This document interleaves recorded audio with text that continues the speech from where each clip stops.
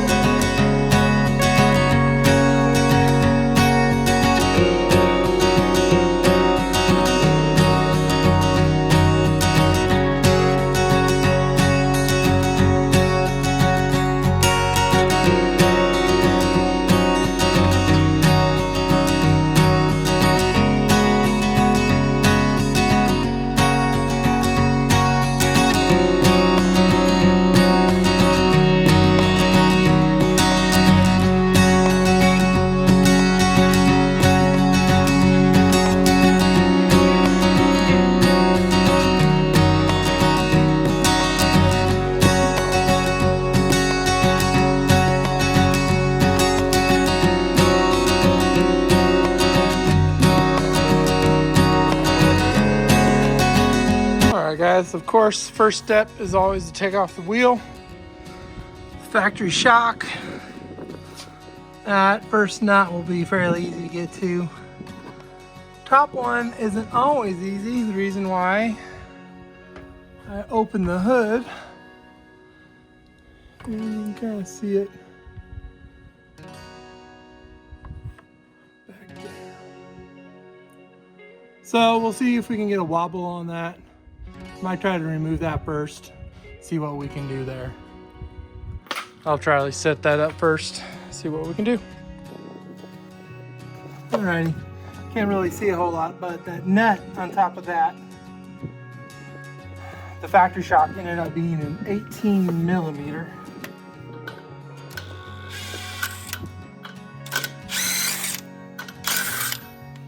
And I was able to get my 3/8 drive on it.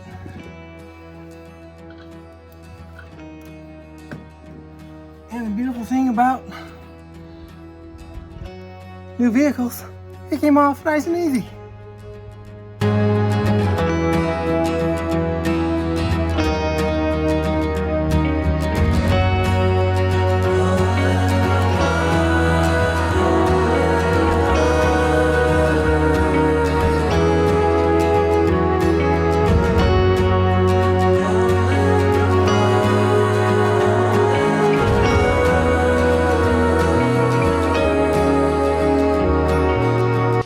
Alright, a quick side-by-side. Looks like the factory shock is made by a company called Morelli. Never really heard of it. Made in Mexico, of course. Bilstein 4600 series. 4600 series is kind of their OE replacement, which is a perfect upgrade compared to a factory shock. This is the front shock. For me, with right now, with what I'm doing with the Ram, this is exactly what I need. This will be a nice upgrade over this. If I start doing anything crazy, I might do the Bilstein leveling kit, which is a 2-inch new spring, and then I can maybe go 5160s. But for now, I have no need for anything other than the 4600 series, which will be a nice upgrade to my truck. Can't wait to get her on.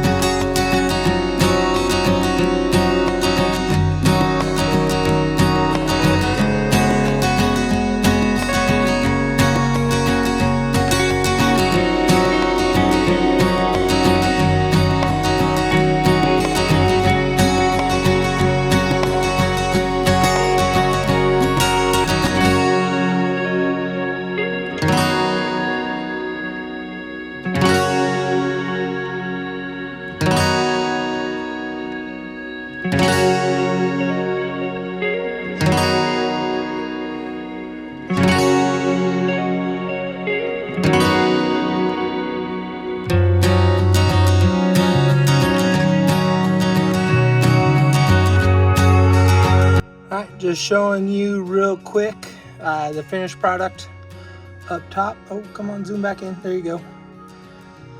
Of the top mount of the Bilstein 4600. Overall, pretty easy install. Very happy with it. Can't wait to go for it right now.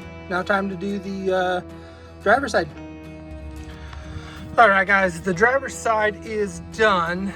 I did not film this side for the most part. It is pretty much the same. The only difference is getting this side, the top nut done. There's actually no room from the top side unless I remove the battery, and I'm not gonna do that. That's too much of a pain in the butt. But one thing that Bilstein does, which is really nice, is they put an Allen head in the top of the shock mount, which is extremely handy. So all you gotta do, just get your Allen in there and you're able to get it tight with just a wrench. Most other shock companies don't necessarily do that, so then you're trying to fight it, especially when you have a locking nut like I had with the Bilstein. So the factory does not have a locking nut, and as you can see, there's nothing on top. So if this had some kind of locking nut on it, like the Bilstein does, I would have to use some kind of vice grips or pliers to hold the shaft, the shock shaft, while I undo this nut. And doing that, guys, that is a real pain in the butt. I've had to do that on the Jeep before, which is right out there, back when it was on smaller size wheels and tires and different shocks. So the front's done, just need to throw the tire on, and then we get to move to the rear. All right, guys, I just got finished torquing the wheels on the front. So the front shocks are done. I threw up a photo on social media of me installing the front Bilstein shocks. Everything went great. You can definitely tell the front shocks are definitely stiffer than the factory ones, which I love. I think I'm going to really like how these guys ride compared to factory shocks. Sometimes you don't want too soft of a ride. You actually want a little bit of firmness. It can actually provide you a better feel for the road. So we'll see how these ride. I still need to get the rears done, but for now I'm done. But I was asked the question, why not 11 link kit? For now, I still got the factory tires. I'm still going to wait to burn these tires up, and for now it's all about cost. These shocks are about $95, $96 a piece. If I'm going to do a leveling kit, I'm going to do it right. Bilstein makes a great leveling kit that replaces the springs, and you can get 5160 remote reservoir shocks. And if I did anything, that's the way I'd want to go. But that's about $1,100 for the kit. So $200 versus $1,100 is a pretty big difference. So maybe something I'll do down the road, especially if I change out the wheels and tires to go something a little bigger. But for now, thank you guys for tuning in. Don't forget to like, subscribe, and don't forget to share. Thank you, guys.